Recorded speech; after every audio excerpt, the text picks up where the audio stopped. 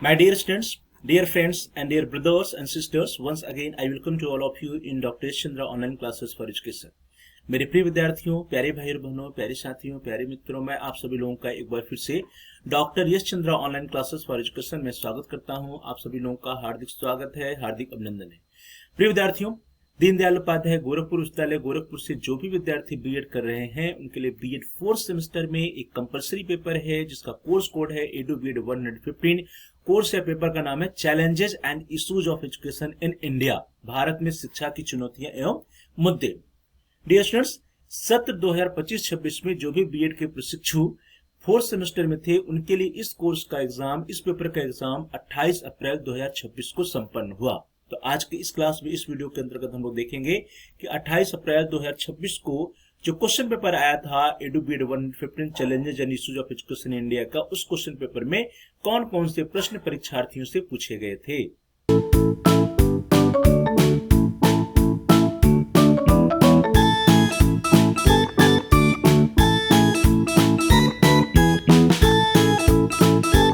करते और 28 अप्रैल 2026 को जो क्वेश्चन पेपर आया था EDU BEd 115 challenges and issues of education India, Bharat में शिक्षा की चुनौतियां और मुद्दे, उसको देखते हैं।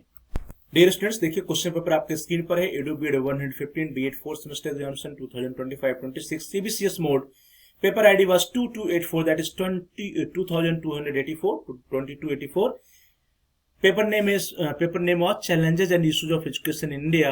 Time allotted was 3 hours and maximum marks was 75. 75 अंक का पूर्णांक था। Note, there are 3 sections A, B and C and candidate has to attempt questions from all sections. Marks are indicated against each section. इस प्रश्न पत्र के कुल 3 खंड अ, ब और स हैं। अभ्यर्थी को प्रत्येक खंड से दिए गए प्रश्नों के उत्तर देने हैं। प्रत्येक खंड के सामने उनके अंक इंगित है। First of all section A या खंड अ। डियर स्टूडेंट्स, जो सेक्शन ए या खंड अ होता है इसमें very short answer type questions पूछे जाते हैं।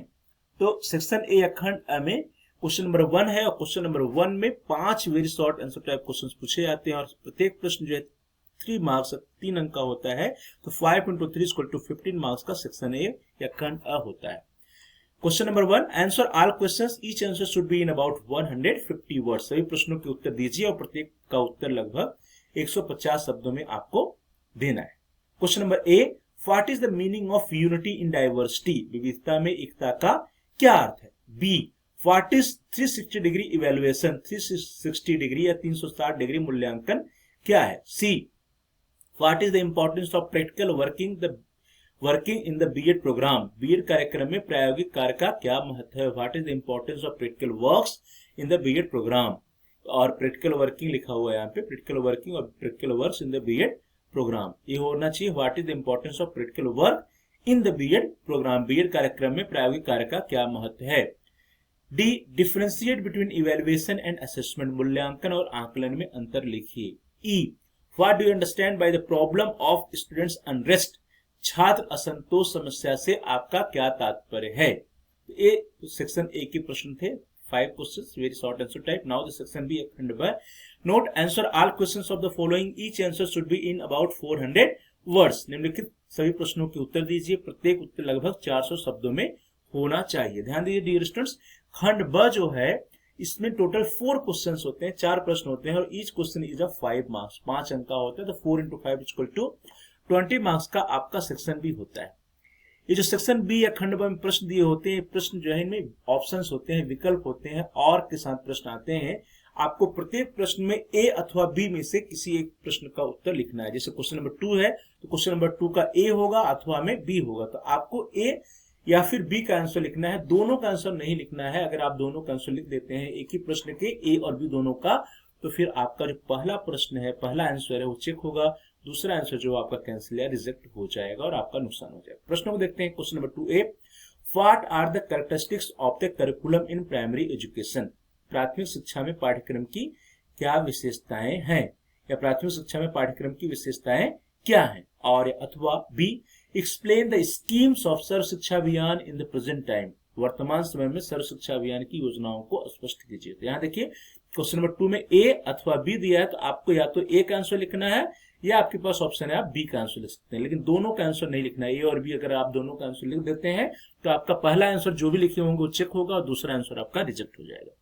अगला प्रश्न देखिए, question number 3A, how many goals have been included in the sustainable development agenda 2030? 2030 तक सतत विकास एजेंडा में कितने लक्ष्य सम्मिलित किए गए हैं? तो और या अथवा में इसका है B, explain the need for reforms in the examination system.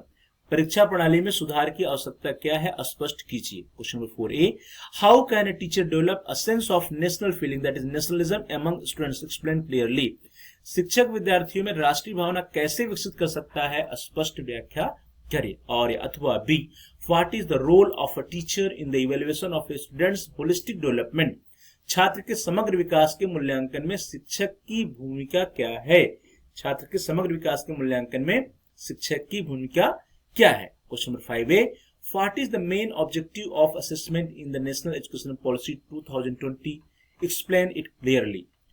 राष्ट्रीय शिक्षा नीति 2020 में मूल्यांकन का मुख्य उद्देश्य क्या है, इसको एक्सप्लेन करिए। ठीक है, what is the main objective of assessment in the national education policy 2020, explain clearly, या राष्ट्रीय शिक्षा नीति 2020 में मूल्यांकन का मुख्य उद्देश्य क्या है? और अथवा B, Why is value education necessary in secondary education? माध्यमिक शिक्षा में मूल शिक्षा की आवश्यकता क्यों है? Now the section C या खंड से note, answer any two of the following questions from this section. Each answer should be in about 800 words.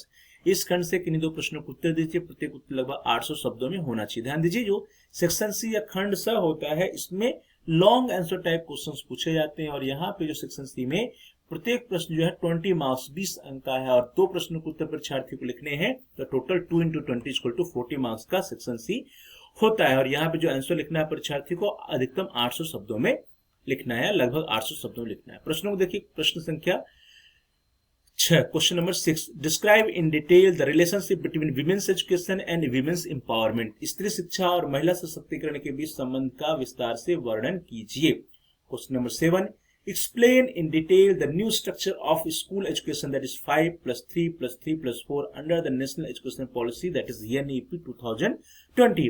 NEP 2020 या NEP 2020 में विद्यालय शिक्षा की नई संरचना 5+3+3+4 की विस्तृत व्याख्या कीजिए। Question number 8, explain in detail the structure curriculum and evaluation system of the B.Ed program of the IGNOU, that is Indira Gandhi national open university. Indira Gandhi राष्ट्रीय मुक्त विश्वविद्यालय के बीएड कार्यक्रम की स्ट्रक्चर, दैट इज संरचना, करिकुलम दैट इज पाठ्यक्रम, एवं इवैल्यूएशन दैट इज मूल्यांकन प्रणाली की विस्तृत से व्याख्या कीजिए। इंदिरा गांधी राष्ट्रीय मुक्त विश्वविद्यालय के बीएड कार्यक्रम की संरचना, पाठ्यक्रम, मूल्यांकन प्रणाली की विस्तृत रूप से व्याख्या कीजिए, विस्तृत से व्याख्या कीजिए। Question number 9, what is meant by Nipun Bharat mission, explain with arguments whether it can be successful in improving the quality of elementary education in India. Nipun Bharat mission से क्या तात्पर्य है? भारत में प्रारंभिक शिक्षा की गुणवत्ता सुधारने में क्या यह सफल हो सकता है? तर्क सहित व्याख्या कीजिए। What is meant by Nipun Bharat mission, निपुण भारत मिशन से क्या तात्पर्य है? Explain with arguments whether it can be successful in improving the quality of elementary education in India. Bharat में प्रारंभिक शिक्षा की गुणवत्ता सुधारने में क्या यह सफल हो सकता है? तर्क सहित व्याख्या कीजिए। तो डियर स्टूडेंट्स, ये सभी प्रश्न थे, 4 प्रश्न थे जो आपके सेक्शन सी में, जिसमें से 2 प्रश्नों को उत्तर परीक्षार्थियों को लिखना था, और 2 × 20 40 मार्क्स का सेक्शन सी था। Short answer type question section B में पूछे जाते हैं। सेक्शन बी में या खंड ब में कुल 4 प्रश्नों को उत्तर लिखने थे। इस क्वेश्चन है जब 5 मार्क्स और 20 मार्क्स का सेक्शन बी, और सेक्शन ए जो है 5 × 3 15 मार्क्स का सेक्शन ए, और टोटल मिलाकर के 75 मार्क्स का आपका यह क्वेश्चन पेपर था। और जो 25 मार्क्स बच जाते हैं आपके, वह जो आपके आंतरिक मूल्यांकन है, इंटरनल असेसमेंट के होते हैं। इस तरह से डियर स्टूडेंट्स, हम लोगों ने देखा कि 28 अप्रैल 2026 को जो क्वेश्चन पेपर आया था EDU B.Ed 115 challenges and issues of education India, Bharat में शिक्षा की चुनौतियां मुद्दे, उस क्वेश्चन पेपर में कौन कौन से प्रश्न परीक्षार्थियों से, बीएड के प्रशिक्षुओं से पूछे गए थे। प्रिय विद्यार्थियों, आने वाले सेशंस में, आने वाले समय में जो भी विद्यार्थी बीएड 4th सेमेस्टर में आएंगे उनको इस कंपल्सरी पेपर को देना होगा। तो जो भी विद्यार्थी इस पेपर की तैयारी करेंगे, वे सभी विद्यार्थी इन प्रश्नों की तैयारी बहुत ही अच्छे ढंग से कर लीजिएगा, क्योंकि ये सभी प्रश्न बहुत ही इंपॉर्टेंट है और आने वाले सेशंस में दोबारा पूछे जा सकते हैं इस पेपर में, इस कोर्स के अंतर्गत, इस क्वेश्चन पेपर के अंतर्गत। तो आप सभी लोगों का बहुत बहुत धन्यवाद।